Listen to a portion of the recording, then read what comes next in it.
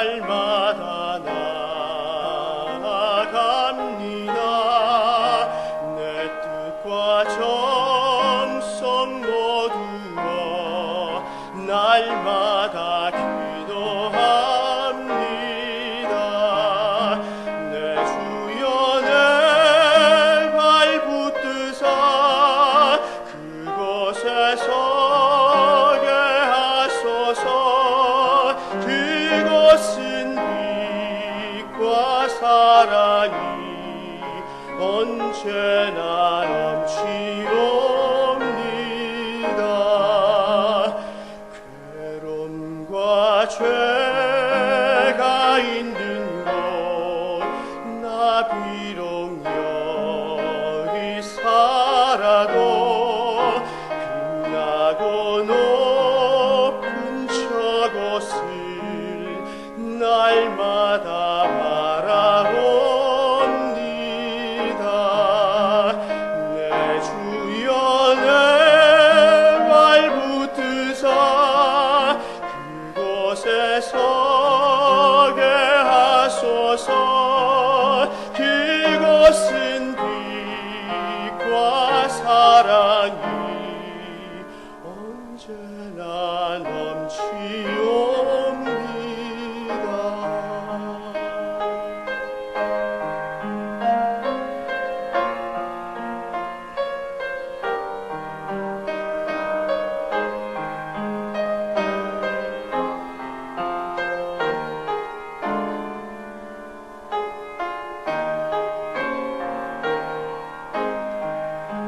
내 주를 따라 올라가 저 높은 곳에 우뚝 서 영원한 복난 누리며 즐거운 노래 부르리. 내 주여 내 발 붙드사 그곳에 서게 하소서. 그곳은 빛과 사랑이 언제나 넘치옵니다. 내 주여 내 발 붙드사 그곳에 서게 하소서. 그곳은 빛과 사랑이 언제나 넘치옵니다.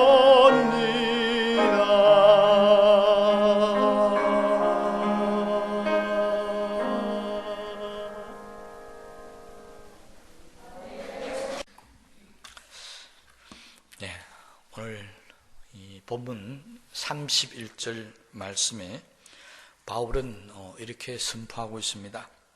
그런즉 이 일에 대하여 우리가 무슨 말 하리요? 만일 하나님이 우리를 위하시면 누가 우리를 대적하리요? 여기에 바울이 말한 하나님이 우리를 위하신다라고 하는 이 말은 하나님이 우리를 편든다는 것입니다.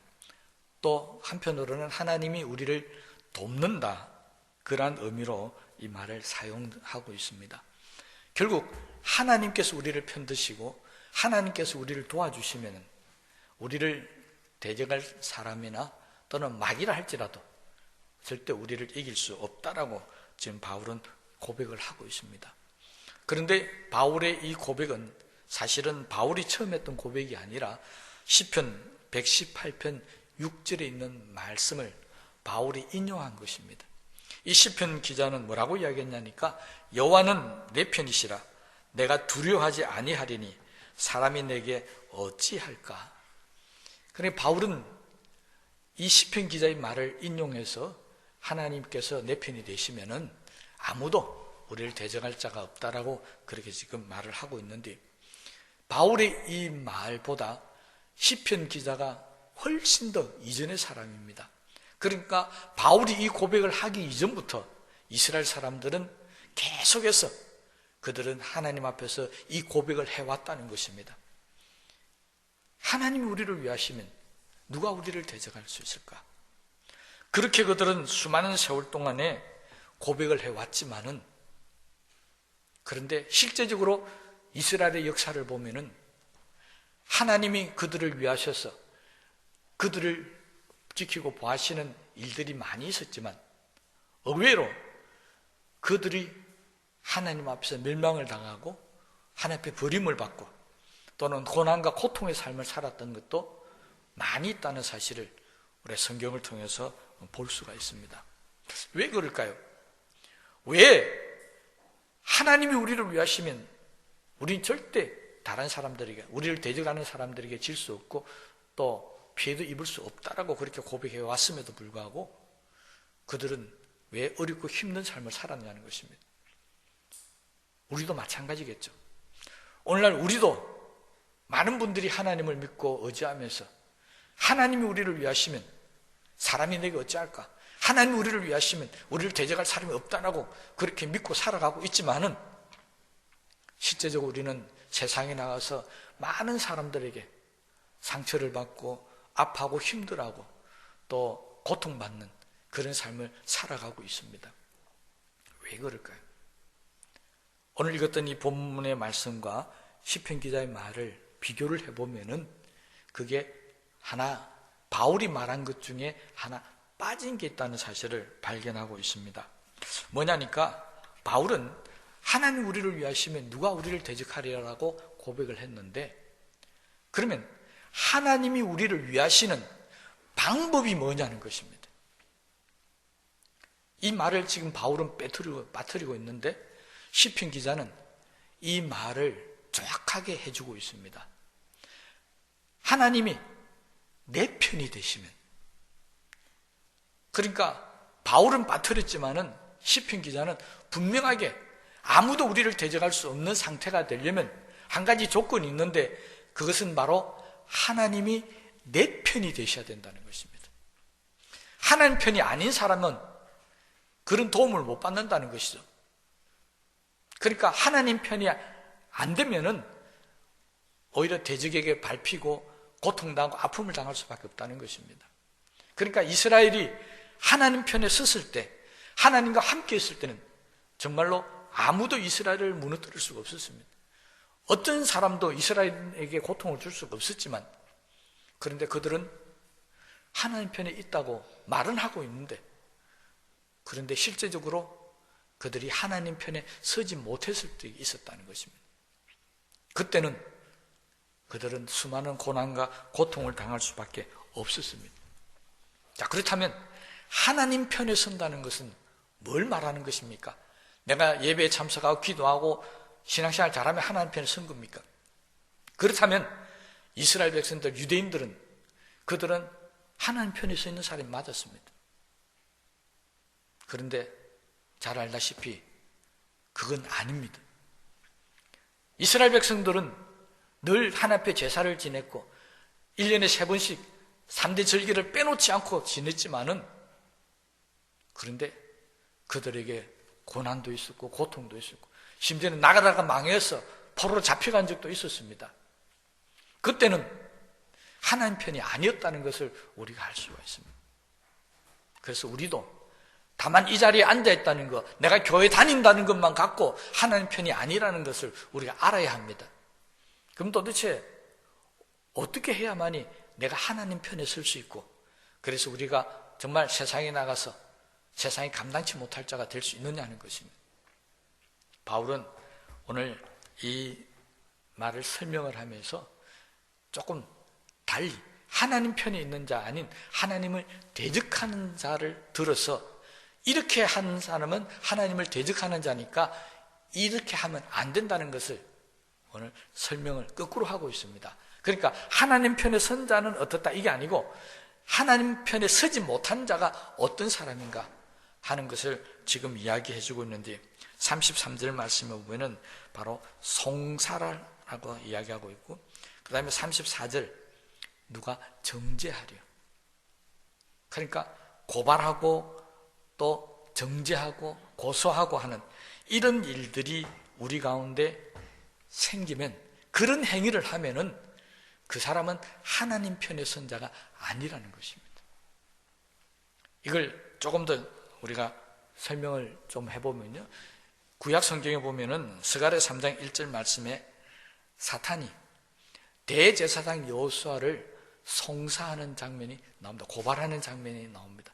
욥기 2장에도 마찬가지죠. 우리가 너무나 잘 알죠. 사탄이 욥을 하나님 앞에 송사 고발하는 장면이 나옵니다. 그러니까 이 말은 무슨 말이냐면은, 송사라는 말, 고발, 고소라고 하는 이 말은 누가 쓰느냐? 우리 예수 믿는 사람들은 쓰는 게 아니라는 겁니다. 하나님 편에 쓰는 것은 아니고, 이것은 사탄에게 속한 사람들만이 쓰는 단어가 바로 고소, 고발, 송사라고 하는 말입니다. 그래서 사탄을 우린 다른 말로 참소하는 자, 또는 고소하는 자, 고발하는 자, 대적하는 자, 이렇게 이야기합니다. 그래서 사탄에 속한 사람은 남의 허물이나 잘못이, 죄가 드러나면은 사랑으로 덮어주고 감싸주고 용서하고 이해하는 게 아니라 아주 작은 것 하나까지도 덜쳐내서 공격을 한다는 것입니다. 마음을 아프게 하고 그 사람이 쓰러지고 넘어질 때까지, 파멸할 때까지 물고 늘어지는 이런 모습으로 살아가는 것이 바로 정죄하는, 송사 고발하는 사탄의 행위에 속한다는 것입니다.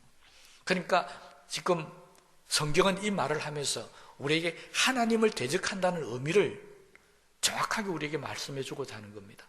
하나님을 대적한다, 이 말은 단순하게 하나님 반대편에 서서 핍박하고 박해하고 이런 행위가 아니고, 아예 하나님을 대적한다는 것은 다른 말로 사탄에게 속한 자라고, 이렇게 지금 성경 우리에게 설명을 하고 있습니다. 결국 우리는요, 둘 중에 하나에 속할 수밖에 없습니다.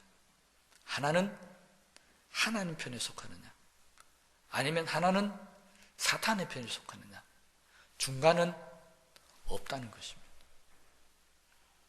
제가 2주 전에 설교했죠. 선택을 우리는 잘해야 된다. 선택을 어떻게 하느냐에 따라서 우리의 삶이 결정이 된다고 했습니다. 바울은 지금 하나님이 우리를 위하는 사람, 하나님 편에 선 사람과 지금 사탄의 편에 선 사람을 이야기하면서 우리가 어떤 일이 있더라도 대적하는 사탄의 편에 서면 안 되고 하나님 편에 서서 우리가 이 땅을 살아간다는 것을 강조하고 있습니다. 사탄은 아까 말씀드린 대로 항상 우리에게 찾아왔어요. 우리를 정죄합니다. 네가 이런 죄를 지었지 않느냐, 네가 이렇게 잘못했지 않느냐, 너는 이렇게 죄가 많고 또 숨어서 아니면은 드러나서 아니면 사람들에게 고통을 주고, 그러니까 너는 이제 내 인생은 끝이다, 파멸이다, 넌 다시 일어날 수 없다. 자꾸 사람들을 죽이려고 한다는 것입니다. 몸만 죽이는 게 아니다, 마음만 죽이는 게 아니고요, 심지어는 육체까지 죽이도록. 그래서 사탄의 행위는 죽이는 것입니다. 반대편에 하나님 편에서는 전혀 다른 말을 하십니다. 언제 하나님께서 너는 끝장났다, 너는 죽었다, 예수님께서 언제 너는 이제 별 볼 일 없다, 실패했다, 좌절했다, 너는 포기해라, 그렇게 말씀한 적이 없습니다. 성경은 항상 우리에게 말씀합니다. 아무리 실패해도 아니다, 다시 일어설 수 있다. 우리가 죄악 가운데 있을 때라도 아니다, 예수님께서 너를 용서하셨다. 사탄은 너는 끝장이 됐다, 아니다, 끝이 아니다. 하나님이 함께 하심으로 너는 이제부터 시작이다, 일어나라, 힘을 내라. 성경은 우리에게 그렇게 말씀하고 있습니다. 그러니 하나님이 말씀하시는 것과 사탄에 속한 자가 말하는 것이 완전히 다르다는 것입니다. 여러분들은 지금 어떤 말을 듣고 있습니까? 사탄이 하는 말을 들으면 우리는 마음이 괴롭고 힘들고 하루하루의 삶이 너무나도 힘들 것입니다. 왜? 사탄은 자꾸 너는 안 된다, 너는 실패했다, 너는 좌절했다, 내가 하는 모든 일은 안 된다. 그럼 우리가 어떻게 견디겠습니까? 여러분, 우리는 사탄의 말을 들으면 안 됩니다. 다시 말하면 우리는 사탄에 속한 자가 아니라 하나님께 속한 자이기 때문에, 하나님이 내 편이 되시기 때문에 우리는 하나님의 말씀을 들어야 한다는 것입니다. 그 말씀을 들으면 힘이 생기고 용기가 나고 소망이 생깁니다. 좌절이 아니라 희망입니다. 그래서 예수 믿는 사람들은 포기하지 않습니다. 낙심하지 않습니다. 이것이 바로 하나님께 속한 자들의 삶입니다. 성경은 절대 우리 예수 믿는 사람들을 정죄하지 않습니다. 절대 우리를 넘어뜨리려 하지 않는다는 것입니다. 앞 1장 26절에 있는 말씀을 보면요, 성령도 우리의 연약함을 도우시나니 우리는 마땅히 기도할 바를 알지 못하나 오직 성령이 말할 수 없는 탄식을 우리를 위하여 친히 간구하시느니라. 여러분, 여기에 26절에 간구하다는 말은 우리가 늘 알고 있는 단어는 기도한다는 의미를 갖고 있습니다. 그런데 지금 여기에서 사용되는 간구한다는 말은 기도한다는 말이 아니고요, 예수님께서 하나님 심판대 옆에 서가지고 마귀가 너는 안 된다, 이 사람은 죄를 지었으니까 지옥 가야 됩니다, 이 사람은 끝장납니다, 이렇게 이야기할 때 예수님께서 옆에 계시다가 아닙니다. 이 사람은 내가 십자가에서 피를 흘려 사신 바로 내 양입니다. 그러니 이 사람은 절대로 지옥으로 보낼 수 없습니다. 이 사람은 절대 하나님의 심판에 놓을 수가 없습니다. 옆에서 하나님 앞에 자꾸 그렇게 말씀하신다는 것입니다. 이것이 26절에 있는 성령이 우리를 위해서 간구하신다는 뜻입니다. 그러니까 우리는 죄를 짓고 우리는 잘못하지만 하나님의 나라에서 예수님은 하나님 옆에서 자꾸 우리를 감싸주시고 우리를 위해서 아닙니다, 도와주신다는 것입니다. 그래서 바울은 이 사실을 알고 있었기 때문에 그는 두 번이나 이렇게 이야기합니다. 아무도 우리를 그리스도의 사랑에서 끊을 수 없다. 35절에도 39절에도 절대 우리를 하나님의 사랑에서 끊을 수 없다라고 그렇게 이야기를 하고 있습니다. 여러분, 우리를 하나님의 사랑에서 끊는 것이 무엇이 있을까요? 오늘 본문에 있는 말씀을 보면은 바울은 하나님을 사랑해서 우리를 끊는 것에 대해서 7가지로 이야기하고 있습니다. 첫째는 환난입니다. 우리가 예수 믿고 사는데 살아가는 삶이 너무 힘들고 어렵고 고통스러우면 하나님부터 멀어지는 사람들이 있더라는 것입니다. 두 번째는 곤고입니다. 곤고라고 하는 것은 아주 좁은 방에 감옥 같은 데 갇혀가지고 정말 행동도 제약을 받고 꼼짝달싹도 못하는 그런 상황에 이르렀을 때를 곤고라고 표현했습니다. 박해는 잘 아시죠? 주님 때문에 복음을 전한다든지 하나님을 섬기는 일 때문에 어려움을 당할 때 박해라고 이야기합니다. 기근이라고 하는 것은 굶주림입니다. 적시는 헐벗은 것을 이야기합니다. 위험은 내 신변에 몸이나 아니면 생명에 어떤 위기가 왔을 때를 이야기하는 것이고, 칼은 찔려서 우리를 상하게 하는 것입니다. 이 7가지가 우리들 가운데서 나타나게 되면은 우리가 하나님의 사랑에서, 다시 말하면 우리가 믿음 생활하다가 하나님으로부터 떨어져서 세상으로 돌아가는 사람들이 있다는 것입니다. 대체적으로 바울이 판단했을 때 이 7가지 일을 당하면 믿음을 지키지 못하고 돌아가는 사람들이 많다는 것입니다. 그래서 바울은 이 7가지를 들면서 설사 우리에게 이런 7가지가 있다 할지라도 내가 하나님 편에 서 있다면은 이 7가지가 우리를 하나님으로부터 떼놓을 수 없다. 절대 우리는 하나님 상에서 끊을 수 없다라고 그렇게 고백을 하고 있습니다. 바울은 실제적으로 자신의 이 말을 자신의 삶을 통해서 우리에게 이미 증명해 보였습니다. 그는 굶주리고 박해도 받고 감옥에 갇혀 매도 맞았습니다. 환난과 고통도 당했습니다. 그럼에도 불구하고 지금 절대 우리를 그리스도의 사랑에서 끊을 수 없다라고 그렇게 지금 말하고 있습니다. 바울이 이론적으로 말한 것이 아니라 지금까지 살아오면서 경험적으로 다 겪었던 것을 이야기하면서 절대 우리를 그리스도의 사랑에서 끊을 수 없다, 그렇게 이야기하고 있습니다. 그러므로 환란이나 공고나 기근이나 박해나 적신이나 뭐 굶주림 이런 것들이 올 때 하나님으로부터 떠나가는 사람, 멀어진 사람은 정말 불행한 사람이라는 것입니다. 하나님 옆에 있으면 하나님께서 다 막아주시고 다 지켜주실 텐데 그게 어렵고 힘들다 해서 떨어져 나가버리면 누가 그 사람을 지킬 수가 있으며 누가 그 사람을 보호해 줄 수가 있겠습니까? 정말 가장 어리석은 것이 바로 하나님의 사랑에서 끊어져 나가는 것입니다. 그런데요, 우리가 잘 알다시피 이 사랑이라는 것은 쇠사슬보다 질긴 거라고 그럽니다. 여러분, 다 한 번씩 겪어보셨겠지만 자녀들이 결혼 정년기에 있을 때 보면 가끔 보면은 부모님들 마음에 들지 않는 그런 배우자감을 데리고 와서 결혼하고 싶다라든지 아니면 앞으로 이렇게 사귀어서 나중에 결혼하겠다 할 때 전에 이 설교 한번 했죠. 부모가 안 된다 그 말하면 절대 안 된다고 말씀드렸습니다. 왜 그렇다고요? 안 된다 하는 순간에 이 둘이는 꽉 붙들고 우리는 죽어도 안 떨어진다. 이거는 접착제보다 더 꽉 들어붙어서 안 떨어집니다. 그건 아예 둘이 사랑을 불을 질러 버리는 겁니다. 그럴 때는 그냥 하고 좀 기다려보면 나중에 저들끼리 싸워서 헤어지는 수도 있고 안 되면 끝까지 결혼해 하는 사람도 있겠죠. 이 사랑의 특이점은요, 조금 전에 제가 말씀드린 게 바로 이겁니다. 사랑이라는 것은요, 둘이 꼭 붙들고 있으면 어떤 누구도 끊을 수 없는 게 사랑입니다.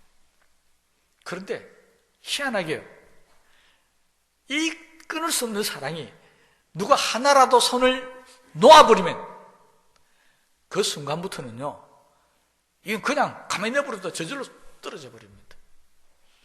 정말 아주 가는 실보다도 더 못한 게 이 사랑의 끈입니다. 한쪽이 놓아버리면 그렇잖아요. 정말 사랑이라는 것이 어떤 것인가 하는 것을 우리에게 잘 말씀해 주고 있습니다. 사랑은 둘이 같이 붙들고 있는 겁니다. 하나 놓아버리면 안 됩니다. 그런데 지금 바울은 우리에게 뭘 고백하냐니까 하나님의 사랑에서 절대 우리를 끊을 수 없다는 이야기는 하나님은 우리를 끝까지 붙들고 계신다는 겁니다. 하나님은 절대로 우리를 놓는 법이 없다는 것입니다. 그게 하나님의 사랑에서 우리를 누가 끊겠냐는 것입니다. 아무도 못 끊습니다. 그런데 사랑은 어떻게 해야 된다고요? 둘이가 같이 붙들고 있어야 되는데 하나님은 끊임없이 우리를 붙들고 계시는데 우리가 환란이 오고 기근이 오고 곤고가 오고 하면 우리가 놓아버린다는 것입니다. 그러면 어떻게 된다고요? 그냥 뚝 떨어져 버리는 것입니다. 이게 사랑의 특이점입니다. 우리가 분명히 아셔야 될 것은요, 내가 하나님을 놓지 않는 한 하나님은 절대로 나를 놓지 않는다는 사실을 믿으시기 바랍니다. 그러면 하나님과 나 사이가 갈라졌다는 것은 누구에게 문제가 있다는 겁니까? 나에게 문제가 있는 겁니다. 내가 하나님을 찾지 않았고 내가 기도하지 않았고 내가 하나님의 말씀대로 살지 못했기 때문에 하나님과 나 사이가 문제가 생긴 겁니다. 그런데 많은 사람들은 그 문제를 나에게서 찾지 않고 하나님 옆에 원망합니다. 하나님 어째서 내 기도를 안 들어주십니까? 하나님 어째서 나를 도와주지 않습니까? 그건 하나님 잘못이 아니라 바로 우리의 잘못입니다. 바울은 지금 우리에게 그것을 가르치고 하는 겁니다. 하나님 절대로 끊을 수 없다. 절대 하나님 우리를 놓지 않는다. 그러니까 내가 아무리 어렵고 힘들더라도 하나님을 붙들고 살면 하나님께서 우리를 위하시는데 아무도 우리를 대적할 자, 우리를 넘어뜨리거나 쓰러뜨리거나 우리를 아프게 할 자가 없게 해주시겠다는 것입니다. 그도 그냥 이기게 해주시는 것이 아니라 오늘 여기 37절에 있는 말씀을 보면 이로 말미암아 우리가 어떻게 이긴다고요? 넉넉히 이기느니라. 겨우 이기게 해주는 것이 아니라 아무리 고통스럽고 힘든 문제가 생기고 어려움이 생기더라도 하나님을 붙들고 있는 한은 하나님께서 우리를 이기게 해주시는데 넉넉히 상대도 안 되게 그렇게 이기게 해주시겠다는 것입니다. 여러분, 사무엘상 17장에 보면은 유명한 싸움이 나옵니다. 바로 다윗과 블레셋 장군이었던 골리앗의 싸움입니다. 이때 다윗이 무기로 가져간 것을 혹시 기억하십니까? 물맷돌, 조약돌. 몇 개요? 이까지 물으면 대답을 잘 못하시는데 성경에 보면은 5개를 가지고 나갔습니다. 자, 이 5개를 가지고 골리앗과 싸우러 나갔는데 이 돌 5개 중에 몇 개를 썼겠습니까? 4개를 썼다고요? 3개를 썼다고요? 제가 성경을 잘못 가르쳐서 죄송합니다. 한 방에 끝냈습니다. 한 번 실패하고 2번 실패하고 안 그랬습니다. 한 방에 끝냈습니다. 제가 성경을 잘못 가르쳐서 정말 죄송합니다. 이 성경이 아니니까 다시 묻겠습니다. 몇 개 남았습니까? 4개 남았습니다. 넉넉히 이기느니라. 다윗은 5개를 준비해 갔는데 하나님은 한 방에 끝내도록 만들어 주셨다는 겁니다. 이게 넉넉히 이긴다는 거예요. 3개, 5개 안 썼습니다. 꼭 기억하십시오. 이제 제대로 가르쳐 드렸습니다. 한 방에 끝냈습니다. 여러분, 여기에서 하나님 우리에게 아주 중요한 것을 가르쳐 주고 계십니다. 상대방이 키가 크냐 적으냐, 상대방이 싸움에 능한 장수냐 아니냐, 상대방이 무기가 좋냐 나쁘냐, 이건 하나님 앞에 아무 문제가 안 된다는 것입니다. 지금 성경이 이야기하는 것은 하나님이 누구 편이냐는 것입니다. 하나님이 다윗의 편이 되었기 때문에 물맷돌 하나 가지고 이긴 것이지, 만약 하나님이 다윗 편이 아니고 골리앗 편이 있더라면 다윗은 흔적도 없이 맞아 죽었을 겁니다. 우리는 자꾸 잘못 생각하고 있습니다. 이스라엘도 그렇게 생각했습니다. 블레셋 장군 골리앗이 너무 크고 힘이 세고 장수니까 우리는 못 이긴다 생각했습니다. 왜 그럴까요? 그들에게는 하나님이 없었습니다. 다시 말해 그들은 하나님이 내 편이시라는 믿음이 없었다는 것입니다. 여러분, 하나님이 내 편이시다. 뭘로 한다고요? 그걸 믿는 믿음이 있느냐 없느냐, 바로 믿음 문제입니다. 내게 하나님이 내 편이라는 믿음이 있으면 성공하고 복되게 사는 것이고요. 이 믿음이 없으면 예수 믿으면서도 골리앗 때문에 숨어서 지내고 벌벌 떠는 것처럼, 그런 이스라엘 백성들처럼 우리도 하나님을 믿으면서 벌벌 떨면서 살고 숨어 살고 고통스럽게 살 수밖에 없는 것입니다. 다른 게 아니고요. 내가 가진 것, 아는 것, 그게 문제가 아닙니다. 정말 우리에게 큰 문제는 하나님이 나를 위하신다는 믿음이 없다는 것입니다. 하나님이 내 편이시라는 확신이 없는 겁니다. 그런데 다윗은 있었습니다. 이 조그마한 어린아이 소년이었던 다윗은 그 믿음을 가지고 골리앗 앞에 나서지 않습니까? 너무나 유명하지 않습니까? 너는 칼과 단창으로 내게 나오리냐, 나는 만군의 여호와 이름으로 내게 나아가노라. 다윗은 무기가 문제가 아니었습니다. 다윗은 상대방이 얼마나 거대하냐 크냐 위대한 장수냐, 이게 문제가 아니었습니다. 다윗은 하나님이 내 편이냐 아니냐가 훨씬 더 큰 문제였고, 하나님이 내 편이라고 믿었고, 내가 나가면 하나님이 나를 도우신다는 것을 알았고요. 오늘 이 시편 기자처럼 바로 바울이 말한 것처럼 하나님이 나를 위하시면 누가 나를 대적하리요, 이렇게 믿고 나갔다는 것입니다. 그래서 다윗은 승리했습니다. 여러분, 저와 여러분들도 하나님이 우리 편이 되셔서 우리를 돕는 자 중에 계시는 은혜와 축복이 있게 되시기를 주의 이름으로 축원합니다. 하나님이 내 편이 되신다. 여러분, 생각만 해도 얼마나 감사하고, 생각만 해도 얼마나 막 힘이 나는 이야기입니까? 그래서 이스라엘 사람들은 어렵고 힘들 때마다 그들은 그렇게 고백합니다. 만일 하나님이 우리를 위하시면 누가 우리를 대적하리요? 오늘 이 시간부터 저와 여러분의 삶 속에, 여러분 입술의 고백 속에 하나님은 내 편이시다. 하나님이 나를 위하시니까 환난이나 기근이나 곤고나 그 어떤 것들도 나를 대적할 수 없다. 이 믿음으로 살게 되시기를 주의 이름으로 축원합니다. 그런데 이 말씀을 한번 뒤집어 봅시다. 이 말씀을 역어로 말씀드리면요, 만일 하나님의 우리를 위하심이 아니고 하나님이 우리를 대적하시면, 이 말은 무슨 말입니까? 내가 하나님 편이 아니라는 겁니다. 내가 하나님 반대편에 섰다는 것입니다. 만일 하나님이 우리를 대적하시면 누가 우리를 위하리요?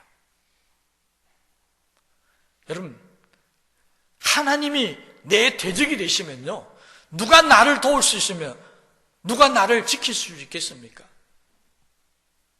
아무도 지킬 수 없습니다.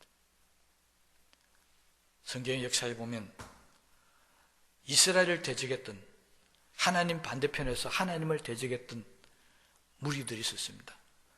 나라로 이야기하면 애굽, 블레셋, 아수르, 바벨론, 그런 나라들이 대표적으로 하나님 반대편에 섰습니다. 그 나라들이 다 망해버렸습니다. 멸망당했습니다. 여러분, 하나님 반대편에 선다는 것, 이건 정말 무서운 일입니다. 그건 멸망입니다. 이 말씀대로 하나님이 우리를 위하시면 우리가 복이 되겠지만, 뒤집어서 하나님이 우리를 대적하시면 우리는 정말 살아남을 수가 없고, 그런 것을 가르쳐서 정말 우리는 영원한 멸망이라고 그렇게 합니다. 우리의 삶은 하나님이 우리와 함께하는 삶이지 하나님이 우리를 대적하는 삶이 아닙니다. 꼭 부탁드리고 싶은 것은 우리 성도들이 단 한 사람이라도 하나님을 대적하는 자리, 아니 하나님이 우리를 대적하는 그런 사람이 없게 되시기를 주의 이름으로 부탁을 드립니다. 우리는 날마다 이렇게 고백하면서 사십시다. 하나님은 내 편이시다. 하나님이 나를 위하심으로 아무도 나를 대적할 자가 없다. 그것이 사탄이든 사람이든 환난이나 공고든 환경이든 우리는 다 이길 수 있다. 그냥 이기는 것이 아니라 넉넉히 이길 수 있다. 이렇게 믿음으로 사시면 정말 요즘 어렵고 힘든 시절을 보내고 있지 않습니까? 질병 때문에 또는 경제적인 문제 때문에 정치, 경제, 사회, 문화 여러 가지로 정말 어렵고 힘든 시절을 보내고 있습니다. 이때 우리에게 위로가 되고 힘이 될 수 있는 게 뭐가 있겠습니까? 그럼 얼마 전에 어떤 유명한 가수가 나와서 콘서트 한 번 한 것 같고 여러 언론에서는 국민들이 위로를 받았다 그렇게 막 보도하는 것을 보았습니다. 여러분, 가수가 나와서 한마디 하고 노래 부르는 것도 우리에게 위로가 되는 그런 시절 살고 있습니다. 그 말은 우리가 그만큼 어렵고 힘든 시절을 보내고 있다는 겁니다. 그런데 그런 가수 또 그런 분들이 한 말 하는 것도 위로가 되겠지만, 그러나 하나님의 말씀이 우리에게 이렇게 말씀하셨습니다. 하나님이 우리를 위하신다는 것입니다. 하나님이 내 편이시라는 겁니다. 이것보다 더 위로가 되는 말이 있겠습니까? 오늘 저와 여러분에게 하나님이 내 편이시고 하나님이 나를 도우시고 하나님께서 나를 위해서 일하신다, 이렇게 믿고 이 어려운 때를 잘 이겨나가시는 바로 희망이 되시기를 주의 이름으로 축원합니다. 우리 말씀을 생각하시면서 기도하시겠습니다.